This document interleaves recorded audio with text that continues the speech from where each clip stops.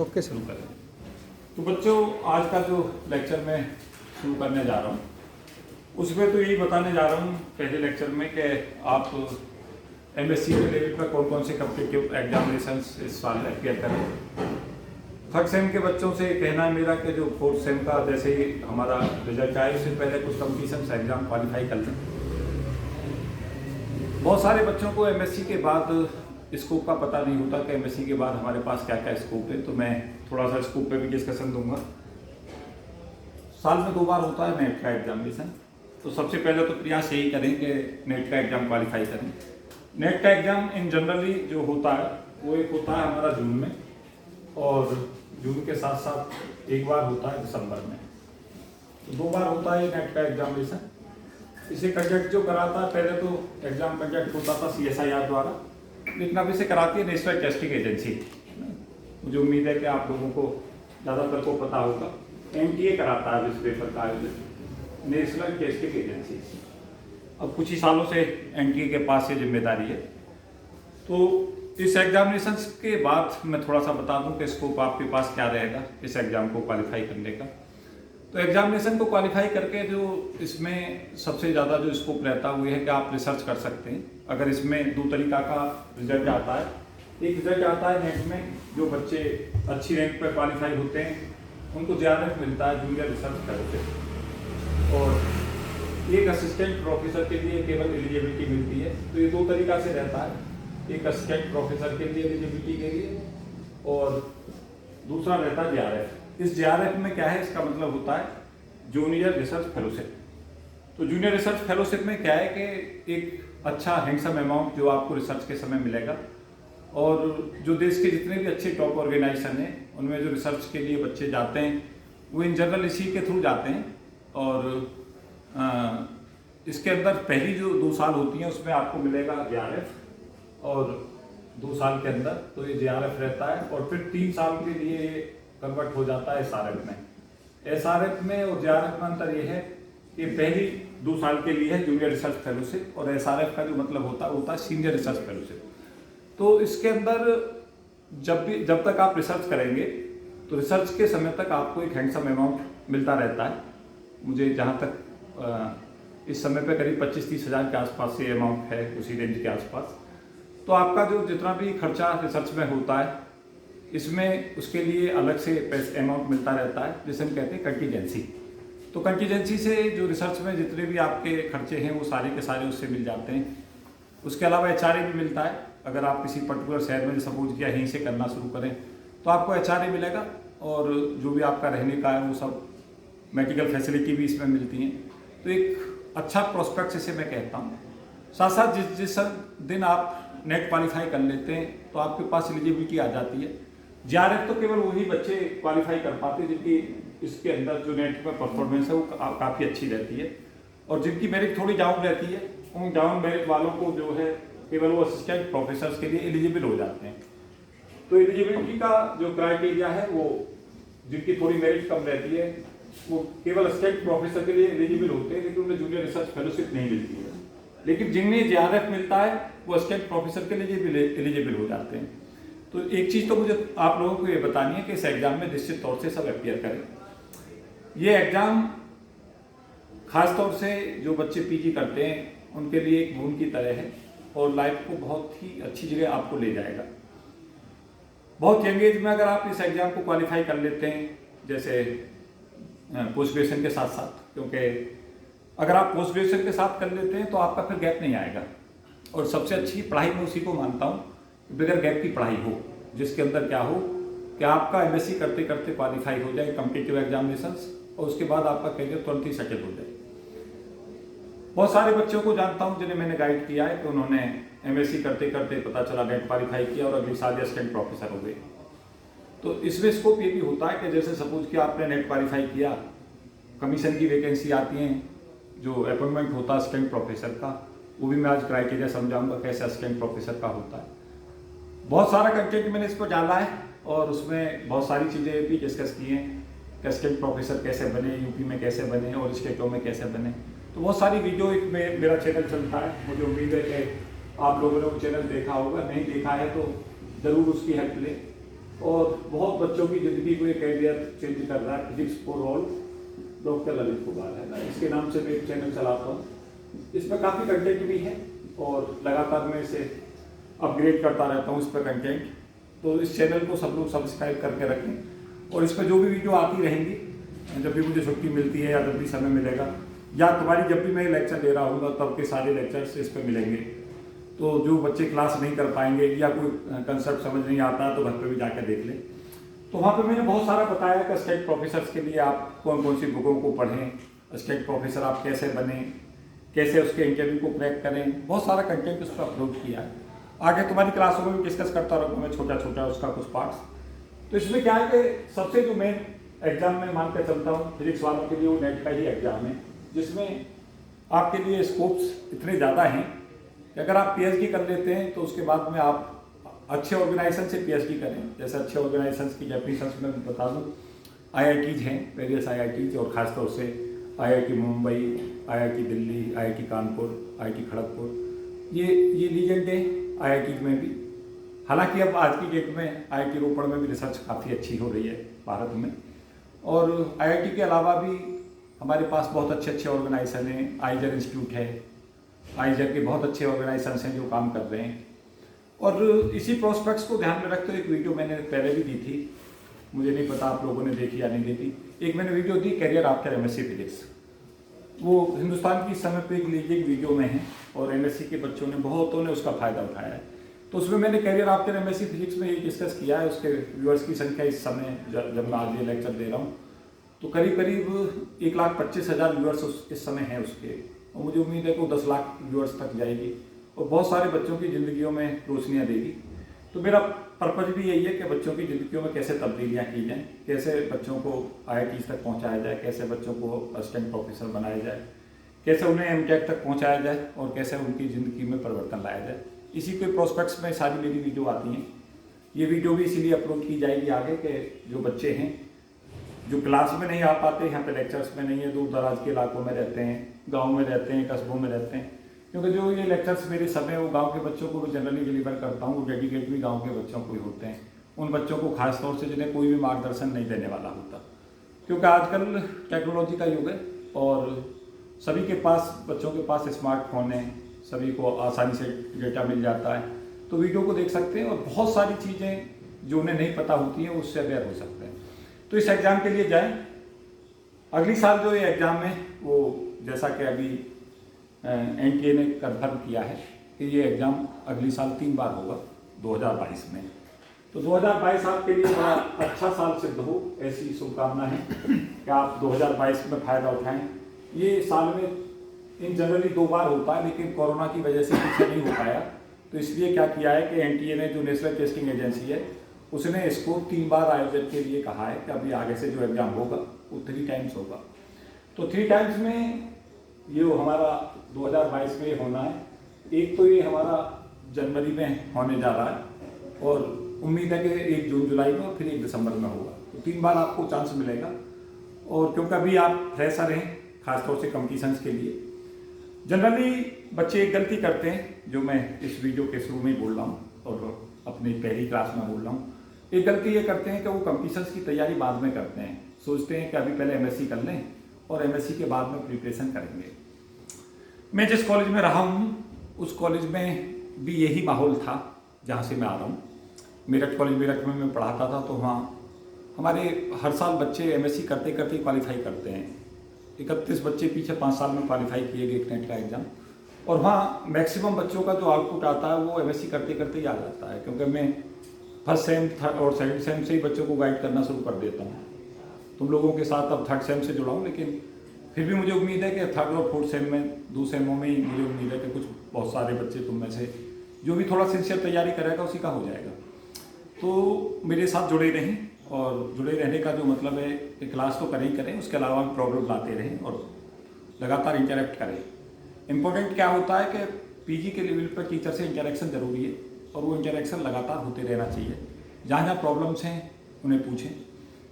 इसी को प्रोस्पेक्ट्स में रखते हुए कुछ वीडियो मैंने पहले भी दिए हैं। जैसे आप सोचेंगे कि सर कोई सी बुक कैसे हम तैयार करें, क्योंकि जैसे मैंने नेट की बात की है तो एक माइंड में सबसे पहला क्वेश्चन बच्चे के में ये आता है कि सर कौन सी बुक कहाँ से पढ़ें, कौन सी बुक पढ़ें, कौन से रेफरेंसेज पढ़ें, कैसे हमारा एक मेरी थ्योरी है जो मैं लगातार उसे बोलता हूँ लेक्चरों में। एक थ्योरी है कि प्रिंसिपल ऑफ लीस्ट इफर्ट, कि आपका इफर्ट तो लीस्ट हो और आउटपुट मैक्सिमम हो। दो तरीका की थ्योरीज आती हैं। एक आती है कि बच्चे इनपुट तो बहुत देते हैं और आउटपुट उस हिसाब से आता नहीं। एक में जनरली मेरे पहले लेक्चर में एक मैं कर्व खींच रहा होता हूँ और इस कर्व को पूरे जीवन में कभी ना भूलें। आपका एफर्ट का और आउटपुट का जो कर्व है वो स्ट्रेट लाइन चलना चाहिए, और अगर एक्सपोनेंशियली चल जाए तो बात ही क्या है कि जब आप कंपटीशंस की दुनिया में जाएं तो एफर्ट और आउटपुट कर्व को मैं ऐसे कहता हूँ कि इधर से आप मेहनत करें और एफर्ट लगाएं, इधर आपका आउटपुट आए। तो दो तरीका के बच्चे होते हैं। इसे मैं उन लोगों के लिए खास तौर से सबक पर देता हूँ कि बहुत सारे बच्चे पढ़ते बहुत हैं लेकिन उनके सिलेक्शन नहीं होते। कुछ बच्चे ऐसे होते हैं पढ़ते बहुत कम है लेकिन उनके सिलेक्शन बहुत जल्दी होते हैं। तो वो गलती कहाँ करते हैं? जिन लोगों के सिलेक्शन नहीं होते लेकिन वो मेहनत करते हैं, वो गलती ये करते हैं कि एफर्ट और आउटपुट में जिनके कर्व स्ट्रेट चलते हैं कि वो एफर्ट के साथ साथ आउटपुट उसी प्रोपोर्शनल में आता है, वो बच्चे सेलेक्ट हो जाते हैं। और कुछ क्या करते हैं, एफर्ट तो लगाते रहते हैं लेकिन एफर्ट के साथ साथ आउटपुट आता नहीं, और वो क्या बना लेता है, एक एसिम्प्टोट बना लेता है इस तरीका का। तो एफर्ट तो लगा रहे हैं लेकिन आउटपुट आएगा सीधा स्ट्रेट फॉरवर्ड हो गया कर्व। ऐसे बच्चे जो इस कर्व पे चलते हैं वो कभी सफल नहीं होते। तो आपको ये बात फॉलो करना है जिसमें क्या करना है कि सफलता आपकी सुनिश्चित हो, केवल और केवल उस कंटेंट को पढ़ें जिस कंटेंट से क्वेश्चंस आते हैं। हर पेपर सेटर कुछ ना कुछ रेफरेंस ऐसे लेकर चलता है जिनसे पेपर बनता है। सेलेक्टर उन्हीं किताबों को पढ़ता है जिन बुक से पेपर आता है, और रिजेक्टर क्या करता है, किताबों के गट्ठर लगा लेता है, इकट्ठे कर लेता है बहुत सारी बुक, और क्या करता रहता है उन बुकों से कोई सी चीज़ कहीं से पढ़ ली, कभी कोई सा कुछ पढ़ लिया। नहीं, आपके पास एक प्रॉपर प्लानिंग हो। उस प्रॉपर प्लानिंग के लिए मैंने बहुत सारी वीडियो अपलोड की कि आप नेट और गेट के लिए क्वांटम मैकेनिक्स कैसे तैयार करें, आप क्लासिकल कैसे तैयार करें, मैथमेटिकल कैसे करें। तो करीब करीब आधा घंटे की वो वीडियो है। जैसे आप सोचें कि भाई क्वांटम मैकेनिक्स हमें तैयार करनी है तो क्वांटम मैकेनिक्स को तैयार करने के लिए आपको क्या करना होगा। एक सबसे सिंपलेस्ट जो कंसेप्ट होता है वो ये होता है कि बेसिक फंडामेंटल आपके साउंड हो। जब भी आप कंपटीशंस की तैयारी में जाएं, सबसे पहले काम जो करना होगा वो बेसिक्स पर काम करना होगा। जैसे जितने भी मैं लेक्चर आ गए तो मैं डिलीवर करूंगा, जब भी मैं क्लास में आऊँगा तो आपके बेसिक्स पे सबसे पहले काम करूँगा कि आपके बेसिक्स और जो फंडामेंटल कंसेप्ट हैं उनको कैसे साउंड किया जाए। एक छोटे से बचपन से तुमने कहानी सुनी होंगी और घरों में चर्चाएं होती हैं कि एक अच्छा घर बनाने के लिए उसका जो आधार है वो मजबूत होना चाहिए। अगर किसी मकान को हम 5 मंजिल, 6 मंजिल, 10 मंजिल तक पहुंचाना चाहते हैं और अगर उसकी पहली मंजिल ही कमज़ोर होगी तो मकान गिर जाएगा। जिंदगी उसी सिद्धांत पर चलती है कि कंपटीशंस की दुनिया में हमें ऐसे चलना पड़ता है कि हमारा जो फंडामेंटल बेसिक है वो बहुत साउंड हो, और ऐसा साउंड हो कि जिस पे हम आगे का जो आधार है वो तैयार कर लें।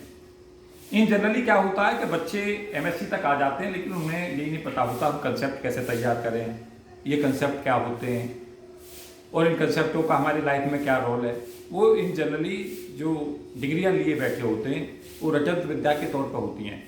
वो क्या करते हैं, पेपर के लिए जाते हैं, पेपर की रात उनकी कयामत की रात होती है, उस रात अच्छे से रखते हैं, अगले दिन पेपर में उतार जाते हैं और पास हो जाते हैं, नंबर आ जाते हैं और फिर आगे की क्लासों में बढ़ते चले जाते हैं। जब वो कंपटीशंस की दुनिया में जाते हैं तो उन्हें कंपटीशंस की दुनिया में दिक्कतें आती हैं। और दिक्कतें क्यों आती हैं? क्योंकि उन्होंने फंडामेंटल जो कंसेप्ट हैं, और ज़माना कैसा है, अप्लाइड कंसेप्ट का ज़माना है। It is the era of applied, का आप कंसेप्टों को कैसे अप्लाइड करते हैं। जब आपको कंसेप्ट आने शुरू होंगे, जैसे मैं पढ़ाना शुरू करूँगा तो आपको खुद लगने लगेगा कि ऐसी फिजिक्स हमने कभी सोची ही नहीं, और काश ऐसी फिजिक्स हमने सोची होती।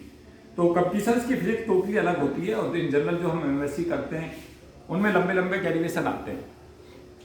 लंबे लंबे डेरिवेशन कैसे आते हैं? क्या आपको पता है कि टाइम डिपेंडेंट परटर्बेशन थ्योरी आएगी, फर्मी गोल्डन रूल आएगा, इंडिपेंडेंट परटर्बेशन थ्योरी आएगी, वेरिएशन प्रिंसिपल आएगा। तो सेलेक्टेड क्वेश्चन से जो यूनिवर्सिटी के एग्जामों में पूछे जाते हैं उन्हें आप तैयार कर लेते हैं, रट रटा के पास हो जाते हैं। लेकिन जैसे ही कंपटीशंस की दुनिया में जाते हैं तो वहाँ देखते हैं कि कोई क्वेश्चन हमसे सॉल्व ही नहीं होता। रीजन उसका क्या है कि जो हमारा अप्लाइड वाला पोर्शन है वो हमारा बहुत कमजोर होता है। तो उसे कैसे स्ट्रॉन्ग किया जाए उसी पे मैं आगे लेक्चर शुरू करूँगा और कुछ बहुत ही महत्वपूर्ण चीज़ें तो मैं साझा करूँगा। लेकिन आज की वीडियो में तो कुछ ऐसी चीज़ें तो मैं बता रहा हूँ कि जिससे तुम सबसे पहले आपका मोटिवेशन आना चाहिए कि हम तैयारी क्यों करें।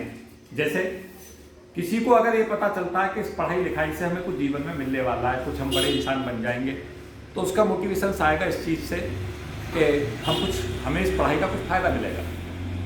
अब सपोज क्या तुम्हें ऐसा लगे कि फिजिक्स के बाद कोई कैरियर नहीं है, जैसे इन जनरल क्या होता है सोसाइटी के अंदर 80 से 90% लोग, मैंने बहुत बड़ी तादाद कह दी है, नकारात्मकता भरे रहते हैं।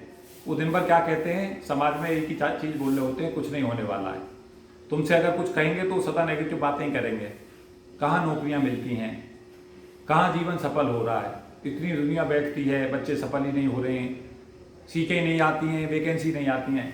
ऐसे नकारात्मक लोगों से हमें बचना होता है। क्यों? क्योंकि पहली चीज़ जो है वो फीलिंग तुम्हारे ब्रेन की क्या हो, वो पॉजिटिव फीलिंग हो। पॉजिटिव फीलिंग उसे कहते हैं जब सुबह से आपको ये कहने वाला हो कि बच्चे मेहनत करो और कुछ बहुत अच्छा तुम्हारी ज़िंदगी में होने वाला है। तो पहली जो जीवन की सफलता का श्रेय जाता है वो सकारात्मकता से जाता है। तो पॉजिटिविटी तुम्हारे साथ हो। जब तुम्हें ये पता चलेगा कि इस नेट के एग्जाम के पास हमारे पास बहुत सारे विकल्प खुल रहे हैं, तो निश्चित तौर से तुम्हारे दिमाग में आएगा कि हाँ हमें नेट क्वालिफाई करना चाहिए, और तभी आप नेट क्वालिफाई के लिए एफर्ट भी लगाएंगे। ऐसा भी होगा, बहुत सारे बच्चों में मैंने देखा है कि कुछ बच्चे बहुत जल्दी सफल हो जाते हैं, कुछ बच्चे थोड़ा देर से सफल होते हैं।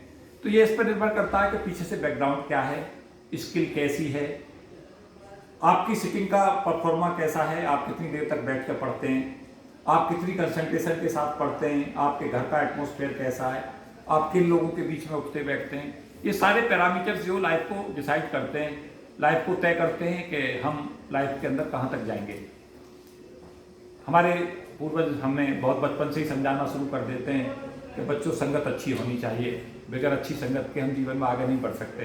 तो संगत का मतलब यही होता है कि आपकी सोसाइटी जिसके बीच में आप उठ रहे हैं, बैठ रहे हैं, आपकी जो मित्र मंडली है वो सब क्रिएटिव हो, पॉजिटिव हो, ऑप्टिमिस्टिक हो, और उनके अंदर जीवन के अंदर एक मिशन हो।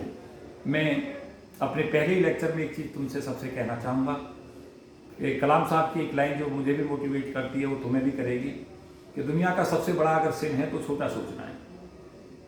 To think small is a sin. और दुनिया का सबसे बड़ा अगर क्राइम है तो ये है कि हम छोटी सोच को लेकर जीते हैं।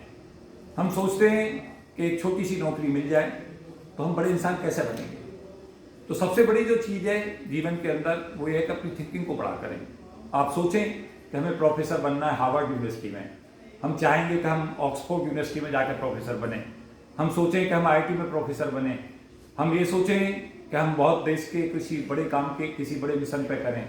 हमारे जो मार्गदर्शक के तौर पर हों, जो पथ प्रदर्शक हैं, जो हमें जीवन में हमारे लिए रोल मॉडल के तौर पर हों, कलाम साहब जैसे लोग हों।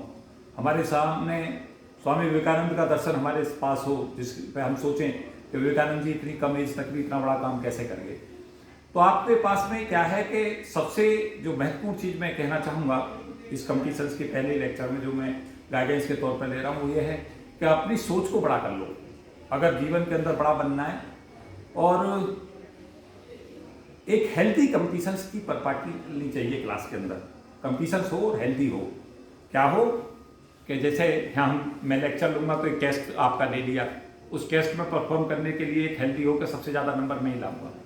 तो उसके चलते क्या होता है कि अगर हम हेल्दी कॉम्पिटिशन्स करते हैं तो हम सभी आगे बढ़ते हैं। क्लास के अंदर एक हेल्दी कॉम्पिटिशन्स की फीलिंग जरूर होनी चाहिए और अपना सुबह से लेकर शाम तक का एक शेड्यूल जरूर बना के चलें। जो लोग अपने जीवन के अंदर शेड्यूल से नहीं जीते, जिनका जो अपने टाइम को खोते चले जाते हैं, टाइम उनकी कोई वैल्यू नहीं समझता। मैंने देखा है बहुत सारे बच्चे 22 साल में आईएएस हो जाते हैं और बहुत सारे बच्चे ऐसे 22 साल तक ये नहीं बता सकते कि उन्हें बनना क्या है। मेरा एक पहला लेक्चर जब भी मैं कहीं भी रूबरू करता हूँ बच्चों से तो एक सवाल मेरा जरूर रहता है और वो सवाल होता है कि क्या तुमने अपने जीवन के बारे में कुछ सोचा है। जो इंसान यही नहीं सोच रहा है कि मुझे बनना क्या तो बनेगा क्या। अभी पीछे आपने सुना होगा टीना जबी का नाम। आपने IAS टॉपरों के नाम सुने होंगे, बड़े बड़े ऐसी जगह से आते हैं, इंटीरियर इलाकों से आते हैं और वो IAS जैसे प्रतिष्ठित एग्जाम को टॉप कर जाते हैं। क्या उनके अंदर कुछ अलग होता है? तो मैं कहूँगा सब वही होता है जो तुम्हारे अंदर है। बस अंतर केवल इतना होता है कि वो अपने लक्ष्य को पहले पहचान लेते हैं और उसके पीछे उस लक्ष्य को जीवन मान लेते हैं। तुमसे मैं इसलिए कहना चाहूँगा इस लेक्चर के अंदर कि मैं ये नहीं कहूँगा तुम सबसे कि सभी लोग प्रोफेसर बनो। हर बच्चे की एक अपनी इंडिविजुअल वो होती है इच्छा, और वो सबसे बेटर लाइफ के अंदर उसी जीवन में उसी चीज़ को ज़्यादा एंजॉय कर सकता है जो उसके जीवन की सबसे बड़ी इच्छा है। तो अपने अंदर वो इच्छा प्रबल करें कि वास्तव में क्या भगवान ने हमें इस धरती पर भेजा है, तो कुछ ना कुछ उद्देश्य के लिए भेजा है।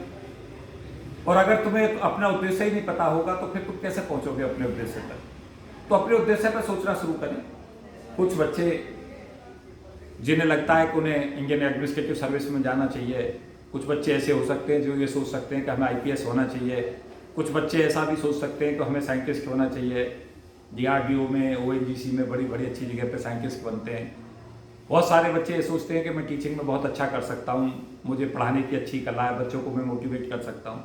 जैसे बहुत सारे बच्चों के माइंड में ये आ रहा होता है कि हम अपने कैरियर का चुनाव कैसे करें। एक बहुत ही महत्वपूर्ण जो क्वेश्चन लाइफ के अंदर है वो ये है कि बहुत सारे बच्चों को यही नहीं पता होता कि वो कैरियर का चुनाव करें तो किस आधार पर करें, क्या उनका क्राइटेरिया हो।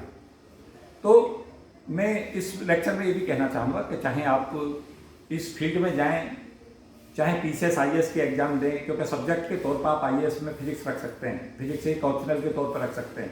ऐसा नहीं है कि फिजिक्स आप नेट के लिए तैयारी कर रहे हैं तो और कॉम्पिटिशन्स की तैयारी नहीं होती। जैसे ही आप नेट की तैयारी करते हैं तो फिजिक्स आपकी PCS IAS के लिए तैयार हो जाती है।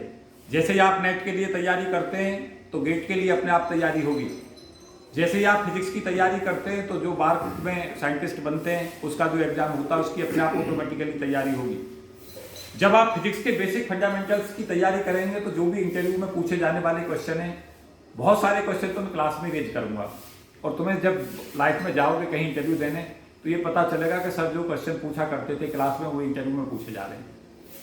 क्योंकि होता बेसिकली ये है कि बच्चों में और टीचर में ये अंतर होता है कि टीचर को बहुत बात तक का एहसास रहता है। मैं आज तुमसे इसलिए कह रहा हूँ क्योंकि जो गलतियां मैंने की हैं लाइफ से, मैं चाहूँगा कि तुम वो गलतियां ना करो। विवेकानंद एक जगह लिखते हैं बड़ी अच्छी लाइन है कि जीवन के अंदर दो चीज़ें हैं कि प्रयास जरूर करो। जब आप प्रयास करोगे तो दो चीज़ें आपके साथ होंगी, या तो सफल हो जाओगे तो फिर जो तुम्हारा लक्ष्य था वो मिल ही गया है, और अगर सफल नहीं हुए तो आपके साथ में बहुत सारे एक्सपीरियंस होंगे जिनका फायदा आने वाली पीढ़ी को मिलेगा। तो क्या होता है फेलियर्स, अगर मुझसे कोई पूछे कि सफलता किन के पास है तो मैं कहूँगा सफलता का मंत्र सबसे ज़्यादा वो लोग दे सकते हैं जो किन्हीं एग्जामों में फेल हुए हैं, क्योंकि वो तुम्हें ज़्यादा बेटर बता सकते हैं कि मेरे फेलियर्स के कारण क्या रहे। पास वाले के पास जाओगे तो वो आपको 2-3 बातें ही बता देगा कि भाई मुझे पहले से ही पता था, मैं हार्डवर्क करता था। और बहुत सारे लोग गुमराह के लिए ये भी कह देते हैं कि पढ़ते वो 14 घंटे, लेकिन बताएंगे कि मैं 3 घंटे पढ़ा था। गुमराह भी करते हैं सेलेक्टर्स, क्योंकि लोग क्या करते हैं जैसे ही कामयाबी की राह पर ऊपर पहुँचते हैं तो वो अपनी सेखी बगाड़ने लगते हैं, ज़्यादा बड़ी बड़ी बातें करने लगते हैं कि मैं तो केवल 6 महीने ही पढ़ा था। पता चला क्लास 6 से वो IAS की तैयारी कर रहा था, लेकिन जैसे उसका IAS में सिलेक्शन हुआ पता चला 3 बार फेल हो गया, फिर भी कहेगा मैं 6 महीने ही सीरियस रहा था, बस 6 महीने में मैंने क्वालिफाई कर दिया, जबकि सच्चाई कुछ और ही होती है। तो दुनिया के अंदर जो सही स्ट्रेटजी है उसे बताने वाले कम लोग मिलते हैं। तो एक चीज़ मैं ये कहना चाहूँगा कि जो भी आप, जैसे ये मैं नेट की बात कर रहा हूँ, गेट की बात कर रहा हूँ, ये तो मैं कर ही रहा हूँ, लेकिन इसके साथ साथ आप ये ना सोचें कि नेट गेट की तैयारी के साथ आप IAS नहीं बन सकते, PCS नहीं बन सकते। जो आप फिजिक्स सीखेंगे, एक इम्पोर्टेंट चीज़ क्या है कि वो लाइन में भी इस तरीका से लेकर चलें कि फिजिक्स सीख लें, वो तुम्हें कहीं ना कहीं पे करेगी। बहुत सारे बच्चे सोच रहे होते हैं कि सर कैसे पे करेगी, तो पता चला आपने सोचा कि नेट की तैयारी की, नेट में कामयाब नहीं हुई। तो कई सारे ऐसे भी बच्चे होते हैं कि वो नेट में तैयारी कर रहे थे नेट की, और उन्होंने सोचा कुछ दिन के बाद में कि चलो ऐसा करते हैं, हम सिविल की तैयारी कर लेते हैं साथ साथ, और पता चला वो IAS में सेलेक्ट हो गए, पता चला PCS में सेलेक्ट हो गए। उसके साथ साथ अगर वो वहाँ नहीं हुई तो उनका पता चला PhD में क्वालिफिकेशन हो गया, कहीं पे लेक्चरर हो गए। कहीं बहुत सारे बच्चे मैंने देखा नेट में क्वालिफाई नहीं कर पाते, पता चला बार्क में साइंटिस्ट हो गए। तो आप ये ना सोचें कि आपका सब्जेक्ट की जो तैयारी है वो अगर आप एक जगह कामयाब नहीं होते कहीं दूसरी जगह पे नहीं करेगी। अगर आपके फंडामेंटल साउंड हो गए और आपको लगा कि आपने बेसिक्स को बहुत अच्छे से तैयार कर लिया है, तो एक बार अगर आपके बेसिक फंडामेंटल्स तैयार हो जाएंगे तो फिर उन बेसिक फंडामेंटल से बहुत सारे कंपटीशंस आप क्वालिफाई कर जाएंगे। इंपॉर्टेंट ये है कि एक बार फंडामेंटल्स और कॉम्पिटिटिव दुनिया का आपको तजर्बा हो जाए। जैसे जो इतना भी मैं है लेक्चर्स में पढ़ाने जा रहा हूँ, तुम्हारे हाथों में कुछ दिन के बाद क्या होगी, गेट के पेपर्स होंगे, नेट के पेपर्स होंगे, और क्या कर रहा हूँ मैं क्वेश्चंस यहाँ पर समझा रहा हूँ, और आगे के जो क्वेश्चंस आए हैं उन्हें जो आज के गेट में पेपर में आ रहे हैं वो मैंने 5 साल 10 साल पहले ही बता दिए थे कि 10 साल बाद क्वेश्चन ही आएंगे। और जब मैं तुम्हें यहाँ लेक्चर दे रहा हूँ तो आगे के 10 साल के क्वेश्चन तुम्हें फिर बता दूंगा कि आगे 10 साल तक क्या आने वाला है। होता क्या है कि जब आप कॉम्पिटिशन्स की दुनिया में 20 साल 25 साल गुजार देते हैं तो आप इस लेवल पर होते हो कि आप आगे के फ्यूचर चीज़ों को प्रिडिक्ट कर सकते हो, क्योंकि फिजिक्स ये कहती है, हालांकि क्वांटम मैकेनिक्स का एक रूल है, मुझे नहीं पता तुम लोग जानते हो या नहीं जानते, कि अनसर्टेनिटी है। तो ईच एंड एवरीथिंग जो भी मैं बोल रहा हूँ वो अनसर्टेनिटी प्रिंसिपल के अधीन है।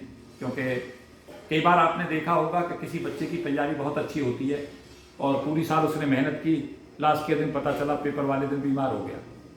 पूरी साल की जो मेहनत है वो उसी दिन की रिक्वायरमेंट थी, पता चला उसी दिन बीमार था, परफॉर्म नहीं कर पाया। तो क्या हुआ, ये सब अनसर्टेनिटी है। तो आप श्योरिटी के साथ तो नहीं कह सकते, लेकिन एक चीज़ जरूर श्योरिटी है कि आप अगर लगातार एफर्ट करते चले जा रहे हैं, लगातार मेहनत करते जा रहे हैं, तो कामयाबी आपके कदम जरूर चूम लेगी। ऐसा बिल्कुल नहीं होगा कि आप एक बार नाकामयाब हो गए और फिर भी आप मेहनत किए जा रहे हैं, दोबारा नाकामयाब हो गए। वो नाकामयाबी कुछ देर के लिए हो सकती है, साल भर हो सकती है, 6 महीने हो सकती हैं, लेकिन अगर वो आपकी कंटिन्यूस हार्डवर्क की एफर्ट लगातार लगी रहेगी तो निश्चित तौर से बहुत ऊंचाइयों पर चले जाएंगे कुछ ही दिन में। तो मैं क्या कहना चाह रहा हूँ कि जो कंपटीशंस की तैयारी है उसके पैटर्न को समझें आज ही। जैसे मैं सबसे पहले जो शुरू करता हूँ, मेरी फेवरेट बुक भी है क्वांटम मैकेनिक्स, और 2 बुक जो मैं सबसे पहले तुम्हें पढ़ाना चाहूँगा, पहले जो मैं लेक्चर शुरू करूँगा वो क्वांटम मैकेनिक्स से ही करूँगा। क्वांटम मैकेनिक्स और ईएमटी को बहुत साउंड करो। नेट की प्रिपरेशंस की जो टिप्स हैं उनमें सबसे इंपॉर्टेंट टिप्स ये है मेरा कि इंटरव्यू में सबसे ज़्यादा जो बुक पूछी जाती है वो क्वांटम मैकेनिक्स। और एक कहावत है, मुझे नहीं पता तुमने सुनी या नहीं सुनी, कि हर जगह कहीं ना कहीं कुछ ना कुछ रोल मॉडल्स होते हैं। जैसे फिल्मों में कहा जाता है कि अगर एक्टर्स हो तो अमिताभ जैसा हो, क्रिकेट में सचिन तेंदुलकर को कहा जाता है, फुटबॉल में पेले को कहा जाता है, या अब आज की डेट में मेसी को कहा जाता है। सब अपनी अपनी कुछ ना कुछ चीज़ों के ऊपर प्राउड फील करते हैं। ऐसे ही हमारी अगर फिजिक्स है जहाँ पर हम प्राउड फील करते हैं, पिछले 100 साल में 150 साल में जो फिजिक्स डेवलप हुई है, 1900 के बाद क्वांटम मैकेनिक्स आई, 1900 से लेकर 2021 तक अगर हम कहें कि हमने सबसे बड़ा क्या खोजा तो हम कहेंगे क्वांटम मैकेनिक्स। और तुम्हें ये पता चलेगा कि जब इस फिजिक्स को पढ़ना शुरू करोगे, समझना शुरू करोगे और इसका डीप एनालिसिस करने लगोगे तो तुम्हें जिंदगी का पूरा दर्शन समझ आ जाएगा क्वांटम पढ़ते पढ़ते। इतनी बेहतरीन फिजिक्स है क्वांटम मैकेनिक्स। मुझे नहीं पता कि तुमने किस लेवल तक इसको पढ़ा है और समझा है, लेकिन इसे पढ़ो और समझो ना, इसे जीना शुरू करो। मैं एक चीज़ पहले कह दूँ, पीजी में जो भी सब्जेक्ट हमारा हो, आप लोग फिजिक्स से आते हो, केमिस्ट्री के जो बच्चे हैं, या कहीं मैथ में मैं खड़ा हूँगा तो वहाँ कुछ चीज़ें जो बोल रहा हूँगा वो ये है कि जो भी सब्जेक्ट तुमने पीजी लेवल पे ले लिया है उसे अपनी ज़िंदगी बना लो, उसे इस लेवल तक जाकर पढ़ो तो उसका तुम्हें नीचे से फंडामेंटल लेकर ऊपर तक सारा का सारा कंसेप्ट पूरा क्लियर हो और तुम्हें पता चला नौकरियां तुम्हारा पीछा करेंगी। इतनी नौकरियां मिलेंगी कि तुम ये कहोगे कि सर एक नौकरी छोड़ता हूं दूसरी मिल जाती है, और पता चला कई कई लोगों के पास कई कई सारे अपॉइंटमेंट लेटर होंगे, बशर्ते तुम उस सब्जेक्ट से प्यार करो जो सब्जेक्ट तुमने पीजी लेवल पे ले लिया है। और कभी भी आप ऊपर के कंसेप्टों से पढ़ना शुरू मत करो। एक चीज मैं सदा कहता हूं, जब भी बच्चा कंपटीशंस में फेल होता है तो ऊपर के कंसेप्टों की वजह से फेल नहीं होता, वो नीचे के फंडामेंटल से फेल होता है। तो फंडामेंटल्स को जैसे तुम साउंड करते जाओगे तुम्हारा फिजिक्स में इंटरेस्ट बढ़ने लगेगा, और जब तुम अपने घर में जाओ और दुनिया की सब चीज़ों का जो अट्रैक्शन है वो तुम्हें खींच ना पाए और तुम्हारा सब्जेक्ट का अट्रैक्शन तुम्हें खींचता रहे, तो समझो तुम एक कामयाब इंसान की तरफ जा रहे हो। अगर मुझसे पूछा जाए कि कामयाबी उस दिन मिलती है जिस दिन आप एग्जाम में पास होते हो, तो मैं कहूँगा नहीं, वो नहीं होती। कामयाबी तो उस दिन मिलने लगती है जब दुनिया की हर चीज़ को छोड़कर तुम अपने सब्जेक्ट को पढ़ना शुरू कर देते हो। जब तुम्हारा अपने सब्जेक्ट में पढ़ना एक ऐसा पैशन बन जाता है कि तुम सुबह से लेकर शाम तक पूरे दिन शेड्यूल में खोए रहते हो। और बच्चे तो इधर उधर जा रहे होते हैं, उनके दिमाग में जब पता नहीं कितनी सारी चीज़ें चल रही होती हैं, लेकिन तुम्हारे दिमाग में तुम्हारा अपना ऑब्जेक्ट रखा होता है। तुम सोच चुके होते हो कि मुझे 15 दिन में क्वांटम तैयार करनी है, और टारगेट ये होता है कि 15 दिन में तैयार हो जाए, और तुम टारगेट को कोशिश करते हो 10 दिन में पूरा हो जाए। वजह क्या है कि मैं थोड़ा सा तुम्हें ये भी बता दूं कि जिस एग्जाम की मैं बात कर रहा हूँ, आज नेट की बात मैं कर रहा हूँ इस लेक्चर में, इस एग्जाम की सबसे बड़ी बात वो ये है कि सिलेबस बहुत वाइडर है। Syllabus is very wide. अगर तुम मुझसे पूछा जाए कि नेट क्वालिफाई, जैसे बहुत सारे बच्चों ने सुना होगा, मुझे नहीं पता तुम में से ये बात सुनी या नहीं सुनी कि नेट का एग्जाम कब होता है, और नहीं सुनी है तो तुम्हें पता चलेगा कहाँ कब होता है। तुम कहोगे कि सर कब क्यों होता है? अगर तुमने सुना है, ऐसा नहीं सुना तो सुन लोगे। सबसे ज़्यादा मुश्किल होता है इसका wide syllabus. Syllabus is very wide. और जब हम पूरे सिलेबस को पढ़ते हैं तो क्या होता है कि जैसे ही हमने पहली बुक तैयार की, जैसे सपोज कि आप क्वांटम मैकेनिक्स में सबसे पहले तैयार कर रहे हो, उसके बाद ईएमटी की, मैथमेटिकल की, क्लासिकल की, एटॉमिक की, सॉलिड स्टेट की, न्यूक्लियर की, सारी बुकों को जब करके लाओगे तो बाद में पता चला कि जब लास्ट बुक पे पढ़ रहे थे तो पहली बुक के बारे में पूछा जाएगा, उसके फॉर्मूले भी याद हैं, तुम कहोगे कि सर बड़ा मुश्किल है, आप जो कह रहे थे वो सही कह रहे थे, इसके तो फॉर्मूले याद नहीं। तो सक्सेस का रास्ता जाता है कि आप जब आगे की चीज़ों को पढ़ें तो पीछे के बैकअप को भी पढ़ते रहें साथ साथ। जैसे एक बुक आपने तैयार कर ली है तो ऐसा ना करें कि अब उसे मान लें को सदा के लिए तैयार हो गई है।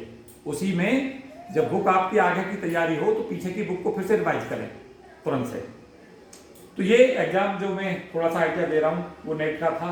नेट के साथ साथ जो थोड़ा सा एग्जाम के बारे में बताना चाहूँगा, एक एग्जाम हमारा होता है गेट का। कितने बच्चे जानते हैं इस एग्जाम के बारे में? गेट का एग्जाम गुड, जानते हैं, मतलब कुछ नहीं जानते अभी भी। बड़ा अजीब है। मैं पूरे देश में अगर मुझसे कहा जाए कि सर अगर आप एक चीज़ चूज करने को मिले पूरी लाइफ में तो क्या करना चाहोगे, तो मैं कहूँगा मैं हर कॉलेज में, हर शहर में, हर स्कूल में जाके बच्चों से ये कहना चाहूँगा कि वो अपने जीवन को बेकार ना करें, अपने लक्ष्यों को सबसे पहले परिभाषित करें।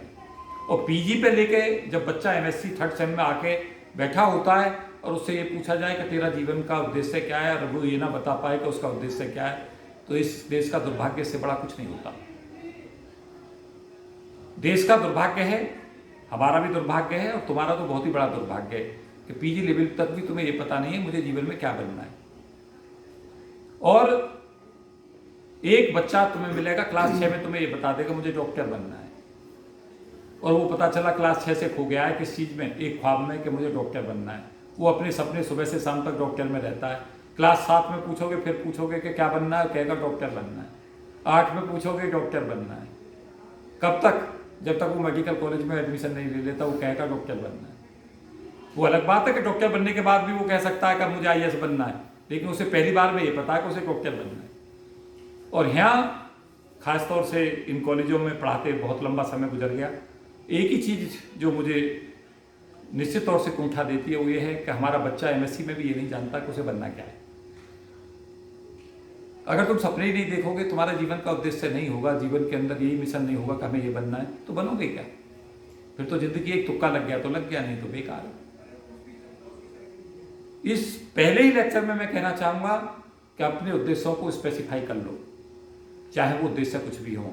और उद्देश्य डिसाइड करते समय एक चीज़ कलाम साहब की याद रखो कि उद्देश्य हमारे सदा बड़े होने चाहिए, उद्देश्य हमारे सदा महान होने चाहिए, उद्देश्य हमारे सदा ऐसे होने चाहिए कि हम दुनिया के अंदर आए हैं तो कुछ समाज को दे के जाएंगे। एक चीज़ जो मैं इस लेक्चर में कहना चाहूँगा महत्वपूर्ण, वो यह है कि दुनिया के अंदर गिवर बनो, देने की फीलिंग्स पैदा करो कि हम दुनिया में जो आए हैं वो कुछ दुनिया को दे के जाएंगे। आज भगत सिंह को हम क्यों याद करते हैं? आज हम बोस को क्यों याद करते हैं? आज गांधी को क्यों याद करते हैं? कलाम साहब को हम क्यों याद करते हैं? जितने भी लोगों को आप देखोगे, इतनी बड़ी बड़ी हस्तियों के बारे में पढ़ोगे तो तुम्हें एक ही चीज पता चलेगी कि वो गिवर थे, दुनिया को कुछ दे गए। पता चलेगा कि सुभाष चंद्र बोस आईएएस की एग्जाम क्वालिफाई करके 4th रैंक उनकी उन्होंने एग्जाम दिया था और पूरा जीवन उन्होंने देश के स्वतंत्रता संग्राम में गुजार दिया। तुम कैसे भूलोगे ऐसे लोगों को? वो चाहते तो अच्छी खासी उनकी ज़िंदगी थी और अपनी पूरी ज़िंदगी अपना ऐशो आराम में गुजारते, लेकिन उनके लिए अपनी ज़िंदगी बाद में थी, देश पहले था। जापान जैसा देश जो सेकेंड वर्ल्ड वॉर में ख़त्म हो गया था, तुम्हें पता चलेगा वो देश उठा, और ऐसा उठा कि आज भी दुनिया के सबसे विकसित देशों में एक देश माना जाता है, जबकि कतई रूल्ड हो गया था सेकेंड वर्ल्ड वॉर में। क्यों? क्योंकि वहाँ के लोगों ने देश को पहले रखा, देश उनके लिए सबसे पहले था और बाकी की चीज़ें बाद में। एक मेरे मित्र जापान में थे, एक बार वो मुझे कहानी बता रहे थे कि मैं कहीं पे एप्पल खरीदने चला गया और बाय द वे क्या हुआ, एप्पल कुछ ख़राब निकल गए, मैं वापस लौटा और मैंने कुछ जापान के बारे में कुछ कह दिया। तो दुकानदार ने मुझसे वापस में ये कहा कि तुम सारे मेरे एप्पल ले जाओ, लेकिन देश के लिए कुछ नहीं भूलोगे। तो इस लेक्चर में ये भी कहना चाहूँगा कि इस देश को कुछ देने के लिए आगे आओ, और देश के लिए देने के लिए जब आगे आओगे जब तुम्हारे पास कुछ देने को होगा। अभी तो तुम खुद ही बोझ हो। क्यों? क्योंकि ना तो तुम्हें सब्जेक्ट आता है, ना सब्जेक्ट सीख रहे हो, ना कोई सपना देख रहे हो। कितना अच्छा हो कैसी बैचलर से तुम्हें पता चला 4-6 बच्चे IAS हो जाएं, 2-4 IPS हो जाएं, 8-10 प्रोफेसर्स हो जाएं, बड़े बड़े पदों पर पहुँचें, और पता चला तुम एक दूसरे पे जो प्राउड करो कि हम एक साथ एक क्लास के पार्ट थे। क्या ऐसा संभव नहीं? कुछ भी संभव है, कुछ भी इम्पॉसिबल नहीं है। एक ही चीज़ है जो हर चीज़ को पॉसिबल बनाती है, वो है हमारी दृढ़ इच्छा शक्ति, हमारा विजन, हमारे सपने, और सपने वो जो दिन रात मेहनत के साथ देखे जाए। और हुआ क्या है? होता यह है कि मोटिवेशन आता है तुम्हें। ऐसा नहीं है कि मेरे लेक्चर्स तुम्हें प्रेरित नहीं करेंगे, निश्चित तौर से करेंगे, लेकिन वो प्रेरणा लगातार तुम्हारे जीवन को बनी रहे। आपके पास लिटरेचर हो अच्छा, एक किताब आती है, मैं लगातार लेक्चरों में बोलता हूँ, 7 स्पिरिचुअल लॉ ऑफ सक्सेस। आपको पता चलेगा वो पूरे जीवन के दर्शन को समझाती है कि आप जीवन के अंदर अगर आप महान बनना चाहते हो तो किन किन चीज़ों को आप ध्यान में रखें। लेकिन आप महानता कहीं ऐसा नहीं है कि बिखरी पड़ी है, आप लोगे और एक दिन में बीत लोगे। महानता आपके 10-20 साल की मेहनत के बाद आपको आती है। इतनी हार्डवर्क और इतनी एफर्ट की ज़रूरत होती है जीवन के अंदर कि जब तुम सुबह से लेकर शाम तक किसी भी चीज़ को, जो भी तुम्हारे जीवन का उद्देश्य बन जाए, उसे जीवन का पार्ट बना लोगे तो निश्चित तौर से जो भी आप अचीव करना चाहोगे आप निश्चित तौर से अचीव कर जाओगे। लेकिन 2 तरीका की ज़िंदगी है, एक ऐसी ज़िंदगी जिसमें तुम केवल अपने लिए सोचोगे, और एक ऐसी ज़िंदगी दूसरी जिसमें तुम समाज को लेकर चलोगे। महानता मैं उसे नहीं मानता कि आपने पैसा इकट्ठा कर लिया, महानता इसको भी मैं नहीं मानता कि आपने कामयाबी के 2-4 तमगे ले लिए, ये महानता नहीं है। महानता है कि आप समाज को कुछ दे दो। आपने पता चला 100, 200, 500 बच्चों की जिंदगियों में तब्दीली दे दी, वो महानता है। आपने गरीब बच्चों को फ्री में पढ़ा दिया, 10-20 बच्चे पढ़ा दिए, ऐसे ही पढ़ा दिए जो गरीब बच्चे थे, वो बच्चे आगे जीवन में आबाद हो गए, वो महानता है। समाज के अंदर कुछ बच्चे ऐसे होंगे, कुछ आगे जीवन में बढ़ोगे, कुछ ऐसे बच्चे मिलेंगे जो गरीबी में पढ़ नहीं पा रहे हैं, उनकी 100-200 बच्चों की फीस पे कर दी, उन्हें पढ़ा के जीवन में बड़ा आदमी बना दिया, वो तुम्हारी महानता है। मीन्स जो एफर्ट एक्स्ट्रा में किए जाते हैं समाज के अपलिफ्टमेंट के लिए, वो तुम्हें महान बनाते हैं। कोई भी आदमी इंडिविजुअल कामयाबी के लिए ये सोचे कि उसे महानता दी जाएगी, तो मैं उसे महानता में नहीं ले जाता। मैं उसे एक साधारण इंसान मानता हूँ जो केवल अपने लिए जीता है। असाधारण जिंदगी उसे कहते हैं कि आप अच्छी पोस्टों पर जाते हो और उस अच्छी पोस्ट के बाद में अगर समाज को कुछ नहीं देते तो उस पोस्ट पे बैठने का कोई मतलब नहीं है। मतलब पोस्ट पे बैठने का जब है जब आप दुनिया के लिए एक रोल मॉडल के तौर पे आ जाएं, आपको दुनिया एक रोल मॉडल के तौर पे लेकर चले और समाज के लिए आपका कंट्रीब्यूशन ऐसा हो कि आपसे पहले या तो किया नहीं है लोगों ने, या किया भी है तो कुछ गिने चुने लोगों ने किया है। और एक थ्योरी जो मैं इस लेक्चर के लास्ट में बोलना चाहूँगा, क्योंकि आज लेक्चर थोड़ा मेरा छोटा ही रहेगा, सेक्रेटरी साहब से अभी थोड़ी वार्ता होनी है। इस लेक्चर के लास्ट में मैं एक चीज़ कहना चाहूँगा कि जो तुम्हारा विजन है वो तुम्हारी लाइफ की ऊंचाइयों को देगा कि आप लाइफ के अंदर कहाँ तक जाओगे। तो अपने विजन को बड़ा करने का प्रयास करो। आज से ये सोचना शुरू कर दो। एक थ्योरी है गिव एंड टेक की कि आदमी जब तक महान बनता है या जब तक कुछ उसे समाज से मिलता है, जब तक वो समाज को देता है। मैं तुमसे पूछूंगा, सभी बच्चों से पूछूंगा कि तुम बताओ तुम समाज को क्या दे रहे हो। तुम्हारे पास एक जवाब होगा, सर अभी तो हम ही ले रहे हैं, अभी हम देने की स्थिति में हैं कहाँ। तुम्हें मैं बड़े नम्रता के साथ कहना चाहूँगा कि देने की स्थिति में तो हम सदा होते हैं, सदा होते हैं। वो अलग चीज़ है कि कभी ज़्यादा देने की स्थिति में होते हैं, कभी कम देने की में होते हैं। तुम्हारे आस पड़ोस में 2-4 बच्चे गरीब होंगे, उन गरीब के बच्चों को पढ़ाना शुरू कर दो। तुम्हें ना पता हो तो मैं तुम्हें बता दूं, कुछ अदृश्य दुआएं होती हैं। तुम जीवन के अंदर समाज के लिए अच्छा करना शुरू करो और दुनिया में तुम्हें कोई हरा नहीं पाएगा। तुम्हारे साथ जितने भी कुचक्र समाज रचेगा सब में वो हार जाएंगे, बशर्ते तुम समाज के लिए दो। एक शब्द आता है कि मेरे पास क्या है, दुआ है। और दुआ कैसे आएगी? दुआ आएगी समाज को देखे। तुम देखो कि 4-6 बच्चों को तुमने पढ़ाया, उनके नंबर अच्छे आएंगे, उनके माँ बाप और बच्चा तुम्हें दुआ देगा। और तुम क्या पढ़ा नहीं सकते? मैं कहूँगा बिल्कुल पढ़ा सकते हो। तुम आज से शुरू कर सकते हो। जब तुम्हारे पास कुछ देने को ना हो तो एक चीज देना शुरू करना, मोटिवेशन। किसको? समाज को। तुम्हारे पास छोटा बच्चा आता है, बहुत सारे बच्चे रहते हैं, रिलेशन में रहते हैं, पड़ोस में रहते हैं, उन बच्चों को सिखाना कि बच्चों को महान बनना है, कुछ बड़ा करना है।